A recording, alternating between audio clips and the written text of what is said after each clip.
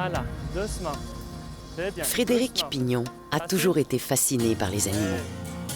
Très tôt dans sa jeunesse, Doucement, il doucement. apprend à communiquer avec les chevaux, tout comme on le ferait avec un animal de compagnie. Allez, encore. Allez, c'est bien. Aujourd'hui, Frédéric pratique le plus beau métier du monde. Hop, En spectacle avec ses chevaux majestueux, il fait rêver les gens. allez.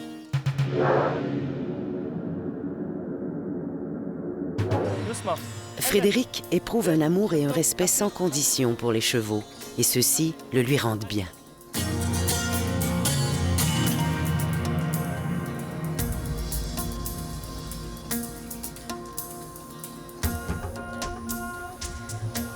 Le cheval en général est un animal qui aime suivre. C'est un animal qui va se sentir en présence quand il a un guide, quand il a quelqu'un qui prend des décisions. Et moi, je veux être cette personne-là qui prend des décisions.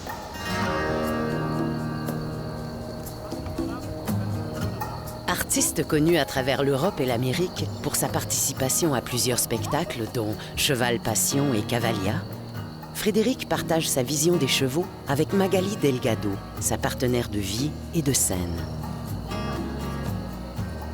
Moi, mes chevaux de dressage, j'attends qu'ils aient une maturité physique, une maturité intellectuelle, psychologique, que le cheval entier soit prêt à accepter ce que je lui demande. Et forcément qu'on se retrouve à avoir une relation différente parce qu'on ne les force jamais, on ne les oblige pas.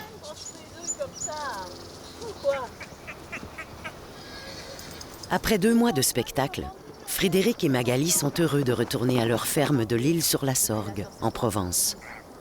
Ils y retrouvent avec bonheur leurs protégés, des poulains en début d'apprentissage. Bien le tempo espagnol. Mais c'est bien, tu es doué. Ouais, Tempo je suis espagnol. comme ton père, hein, mais oui. Non, non, non. Ça, c'est les prochaines stars. Les Zoé. Après Zoé, on commence à lui prendre les pattes gentiment parce qu'il a 1 an. Alors voilà, on prend une petite patte, puis on caresse. Alors ce qu'ils aiment, c'est qu'on les gratte. Alors en même temps, on lui apprend des petites choses simples. Tout doucement, ils vont comme ça, de petits apprentissages. C'est vraiment comme un enfant qui va à la maternelle, puis qui apprend les choses très simples. Un poulain, naturellement, ça fait l'opposé de ce qu'on veut qu'il fasse. Si je tire là, lui, il a juste une envie, c'est de partir là-bas ou de reculer. Je veux qu'il avance et lui recule. Alors c'est pas très grave. Au début, je recule avec lui. Et puis on essaye de s'accorder, en fait, d'accorder nos volontés. Voilà, et là, il a fait un pas en avant, je suis content. Là, il en fait deux autres en reculant. Voilà, mon beau. Voilà, ça c'est beau. Il a avancé. Jusqu'à ce qu'il voit que tout se fait facilement. Donc tout le travail important, toute l'éducation importante, elle se fait là. Toutes les bases, c'est maintenant.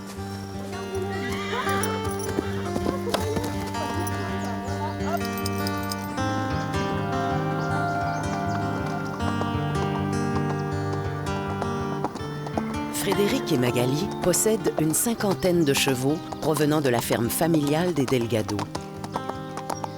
D'aussi loin que Magali se souvienne, les chevaux ont fait partie de son quotidien.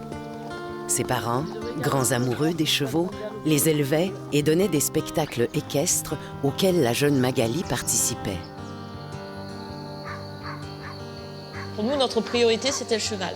Il fallait, quand on arrive à la maison, quand on revenait de l'école, on allait s'occuper de notre jument personnelle, on aidait nos parents à nourrir les chevaux jusque très tard le soir, et on vivait au rythme du cheval. C'était pas l'inverse.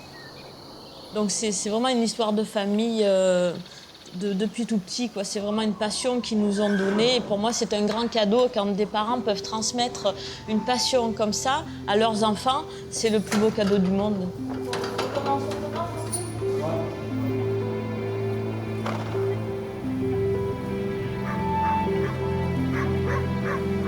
On n'avait pas de chevaux quand on était petit, en fait, mais on avait cette passion du cheval qui était déjà en nous. On a vécu donc dans cette espèce d'ambiance où le cheval, ça devenait un grand mystère. Le cheval, c'était quelque chose d'extraordinaire. Et le cheval, pour nous, c'était synonyme de grande liberté. Et en même temps, c'était une passion raisonnable pour mes parents, j'imagine. Originaire de la Normandie, Frédéric a hérité de son père cet amour profond pour les chevaux. Lors de leur sortie du dimanche, ils fréquentent les foires équestres, fascinés par ces crinières au vent. Un jour, Frédéric assiste à un spectacle dont la grande vedette est Perdigon. Ce spectacle, Cheval Passion, sera un tournant déterminant dans sa vie. C'est la première fois où je voyais Perdigon et je rencontrais Magali, c'était sur ce numéro à Cheval Passion. Et alors je disais le cheval parce qu'en fait le cheval était lui très connu, plus que Magali à l'époque, puisque le cheval était, dans le monde du cheval, c'était une légende.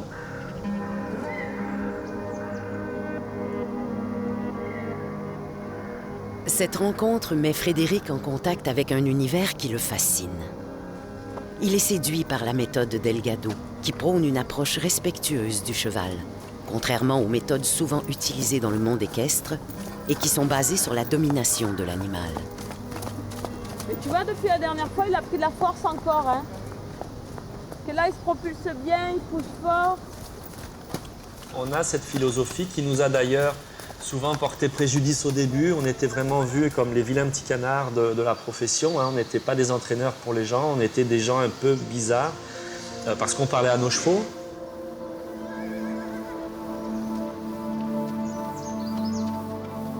Pour Frédéric, le cheval est un animal mystérieux, au caractère imprévisible. Communiquer avec lui implique un très fort désir de le comprendre. L'approche qu'il utilise, basée sur la douceur et la patience, permet à Frédéric d'établir un véritable contact avec ses chevaux. Toutefois, les résultats spectaculaires qu'il obtient se laissent mériter.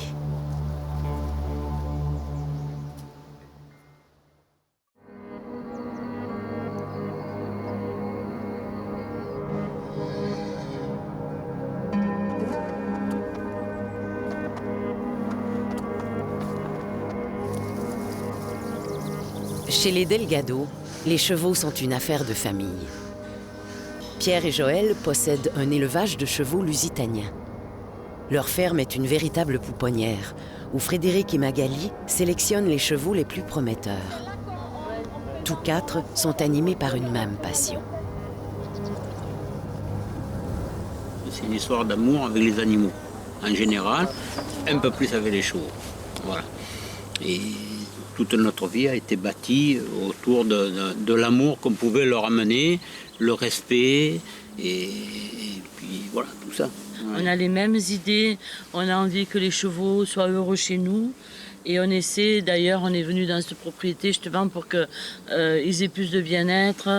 Et donc, on est tous ensemble dans le même sens. On essaie toujours d'être d'accord. Et puis nous, on est en admiration devant eux maintenant. Donc, je veux dire, tout ce qu'on peut faire pour les aider, on va le faire. Et eux, c'est la même chose. Ils font tout ce qu'ils peuvent pour nous aider aussi. Donc, on est très complémentaires. C'est ça la famille. C'est une vraie famille, voilà.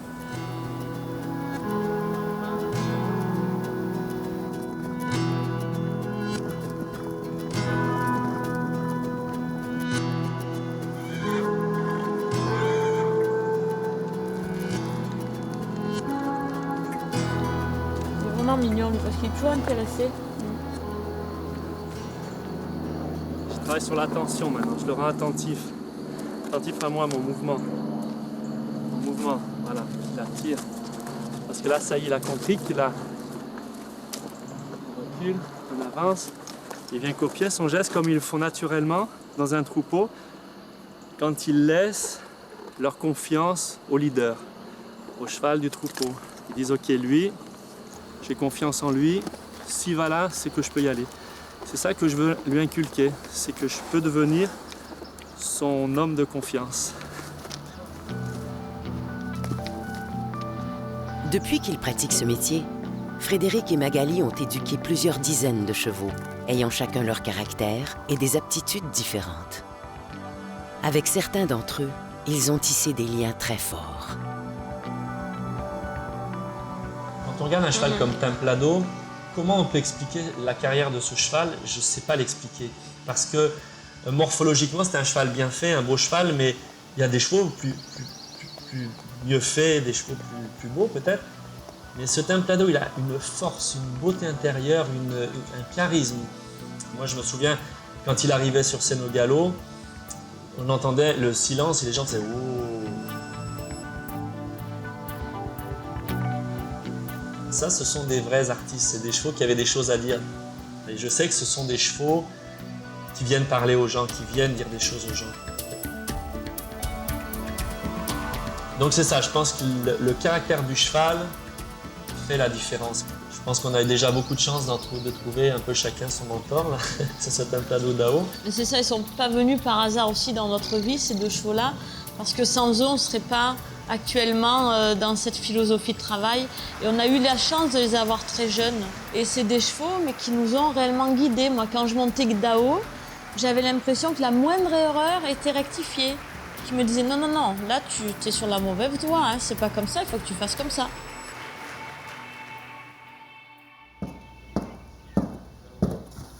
T'es exigeant en plus, parce que je vais pas assez vite. Attends. Je fais une tarte aux pommes, d'accord? Je te nourris pas. Pas plus que ça. C'est déjà pas mal, hein, la tête dans la maison. Je sais que tu dois pas rentrer quand même, hein. Ça va, c'est bien ta retraite, hein? Ouais, c'est bien ta retraite à la maison, hein? Qu'est-ce que t'en penses?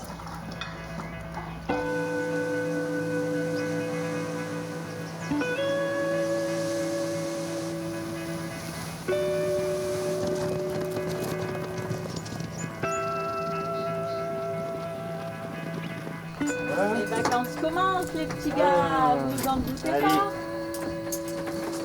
Qu'est-ce que... Je te laisse? Vas-y, je vais lui enlever. Cédric Texier est artiste équestre. Une belle complicité l'unit à Frédéric et Magali, avec qui il fait équipe. Aujourd'hui, il ramène à la ferme 2 des vedettes de la tournée de spectacle qu'ils ont donnée en Belgique. Ouais, super. Les chevaux, ils sont vrais, ils peuvent pas faker, tu sais. Si nous, on est un peu fatigués, puis pour faire le spectacle, bon, tu dis, allez, je me secoue un petit peu, puis je vais faire le spectacle, et puis je vais avoir l'air en forme pareil, je vais être aussi performant. Le cheval, s'il est fatigué, il va moins vouloir jouer. C'est certain que lui aussi, il va faire un effort. Le cheval de liberté, il va retrouver Frédéric. Il va dire, ah oui, il y a mon copain qui est là, on va jouer, mais il va pas jouer avec la même intensité, la même énergie que s'il était reposé, même s'il est content de voir Frédéric.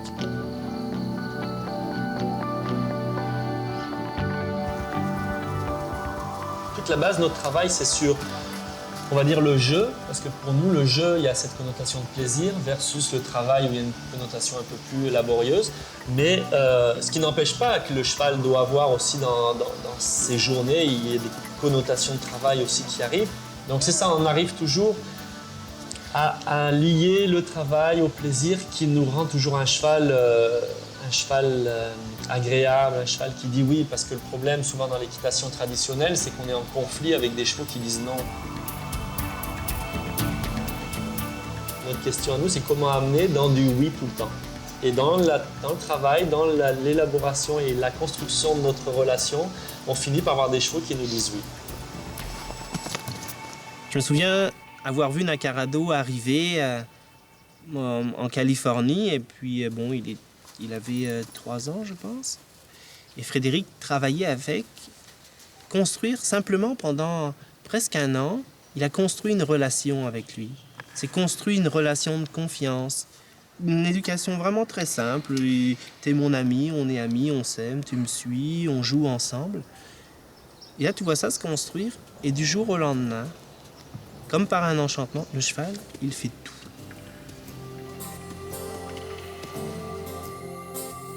La fusion entre Frédéric et ses chevaux est telle que le cheval donne l'impression de vouloir lui faire plaisir. Une manière d'exprimer et de partager son bonheur d'être à ses côtés. À ce jeu, pour Frédéric, aucun cheval n'égalera la prestance et le charisme de Templado.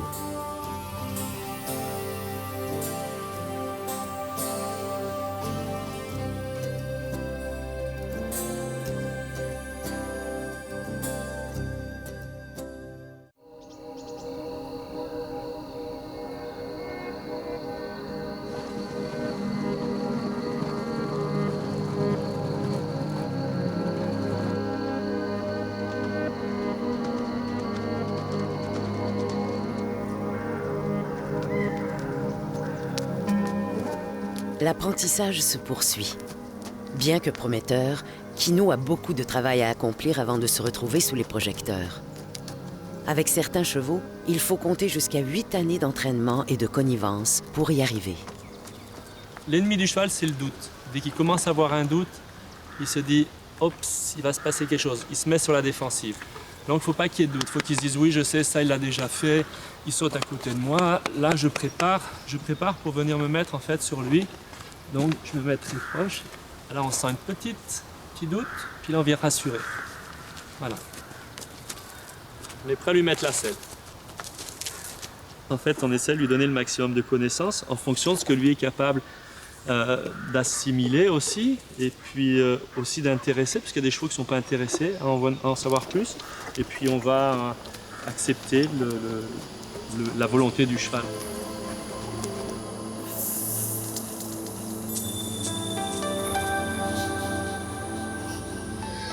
Certaines races de chevaux ont de meilleures prédispositions à l'apprentissage. Le Lusitanien, par exemple, avec son sens inné du spectacle, est majoritairement représenté dans l'entourage du couple. Moi, mon coup de cœur, c'est quand même le Lusitanien, parce que c'est des chevaux qui ont un charisme en spectacle, c'est quelque chose d'exceptionnel. Et ça, moi, je pense que c'est la race, c'est ces chevaux qui sont des chevaux combatifs, qui étaient faits pour la tauromachie, et qui ont cet esprit un petit peu guerrier, là, quand ils rentrent dans une piste, qui ont des chevaux avec beaucoup de tonicité et en même temps beaucoup d'élégance.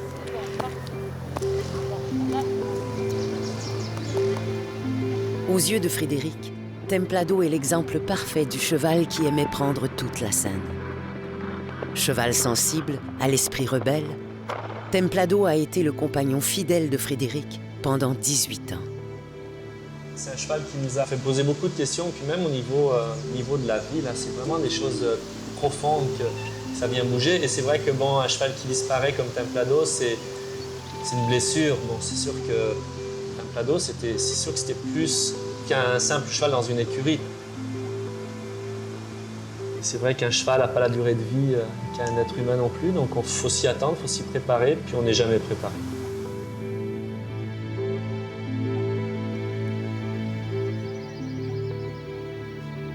Dorénavant, il est une source d'inspiration pour Frédéric. Il incarne l'idéal à atteindre chez un cheval. Je m'inspire beaucoup des attitudes qu'avait Templado, parce que c'est là, donc on est toujours dans cet esprit de... Nous, on est toujours porté par notre Templado, notre cheval, et on essaye de retrouver, j'essaie de retrouver les attitudes. Il y a une espèce de vent de liberté, donc je veux vraiment sentir le vent dans le crin, j'essaie de faire... De sentir ça. Il y a le mouvement aussi, il avait un mouvement très spécial, ce qui était de baisser la tête comme ça, puis d'envoyer l'antérieur. Ça c'est le cheval de rêve en fait, voilà. Le cheval qui a tout fait, qui savait tout faire. Mais des chevaux comme ça, vous n'en avez qu'un dans votre vie.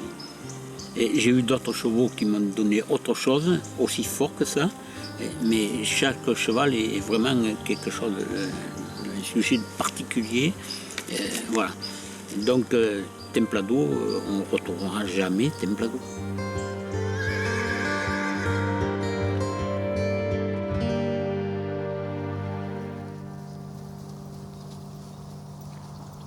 Malgré le vide laissé par le départ de Templado, la vie continue. C'est une fourchette de compétition. Une vie rythmée par les chevaux, les rencontres entre parents et amis et les tournées. Le moment est venu pour Frédéric et Magali de refaire leurs valises, puisqu'une série de spectacles les attend au Portugal.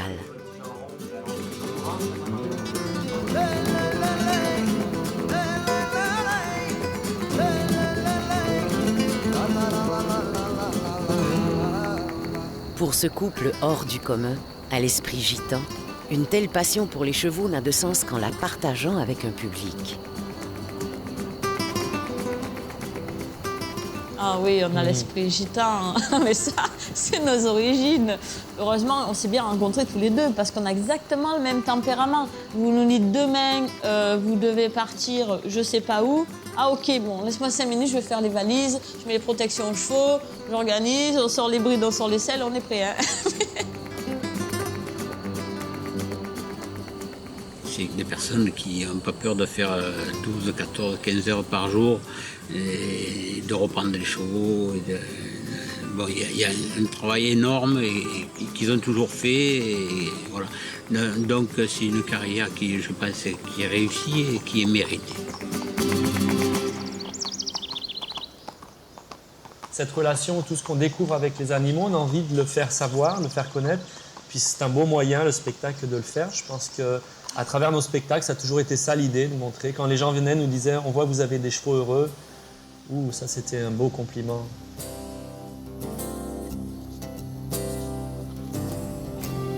Après l'aventure Cavalia, c'est avec la tête remplie de projets et de rêves que le couple envisage l'avenir. Je pense qu'on a encore d'autres rêves après ça. Et tous les deux, on est toujours, on a la chance en plus d'avoir toujours les mêmes moteurs, nos chevaux, qui nous donnent tant d'expiration. Donc je pense qu'on a encore de beaux rêves à venir. Je pense qu'il faut qu'on reste les pieds sur terre puis qu'on se dise « attends, on a une équipe de chevaux là qui c'est pas leur rêve à eux, peut-être forcément non plus. » là. En fait, l'idée, c'est d'arriver à trouver le bon compromis entre notre rêve à nous, leur rêve à eux, puis le rêve commun.